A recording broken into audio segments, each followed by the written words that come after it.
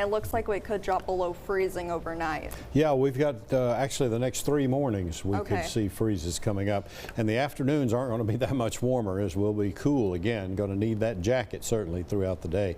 Here's a look at temperatures as we check out what's going on across the country. And we really don't see any unusually cold temperatures for this time of the year. Of course, we do have the temperatures that are near freezing, and in some cases in the northern plains, now that the sun's going down, we do see some of those beginning to drop off, but not well down into the freezing area down toward the 0 mark and that type of thing like we sometimes see this time of the year. Of course, worst part of that comes up usually in January and February. Eastern part of the country continues to run pretty warm as we're seeing a lot of 50s there. Of course, we're much warmer than that along the southern tier of states and on into the southwest. Here's what's left of that snowstorm as it continues to spin there near St. Louis. Continued to produce a little snow today, although the snow did taper off somewhat, and that system is going to be tracking toward the east and not bringing anything other than the dry, cold air into our area. We did get this front coming through to reinforce things during the day, and our winds turned out of the northwest, picked up a little bit with gusts up to 20 miles per hour at times.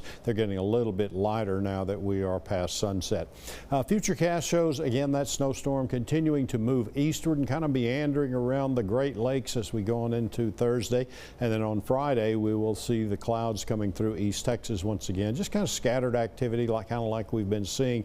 Nothing in the way of rainfall, and so we are going to continue to see those temperatures run pretty cool. However, as the high slides through South Texas and then on toward the east, we pick up a southwest wind, and that's going to start to warm us up here in East Texas, especially as we get into New Year's Day.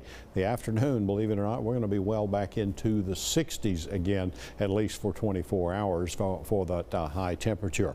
Low temperatures this morning were down into the 30s, most of them above the freezing mark, however, but we do right now show our temperatures starting to fall back into the 40s as we'll be headed for a freeze in the morning. This is what those temperatures should look like, upper 20s to low 30s across the area.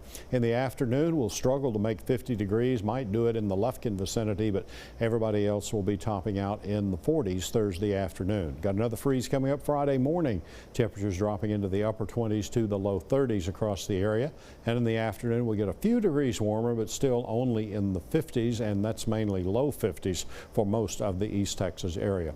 Expect a low temperature in the morning, generally around 31 degrees. Clear skies, northwest winds 5 to 10. We go to 48 tomorrow afternoon with sunshine, northwest winds at 15 miles per hour. Over your next 7 days, got a pretty good New Year's weekend coming up. We do warm up, as we said, into the 60s on Sunday. New Year's Day actually looks pretty good. It'll be a little cooler, and we could get our first rain of the new year, especially Tuesday night. That'll be our best chance of some showers back in the area. For Deep East Texas, you could go to 66 on Sunday and maybe see a few night sprinkles there on Sunday night. However, New Year's Day looks good, and you'll have that chance for rain mainly Tuesday night, but a little bit during the day Tuesday, moving on out on Wednesday. Check that forecast at our website anytime, KETK.com. John,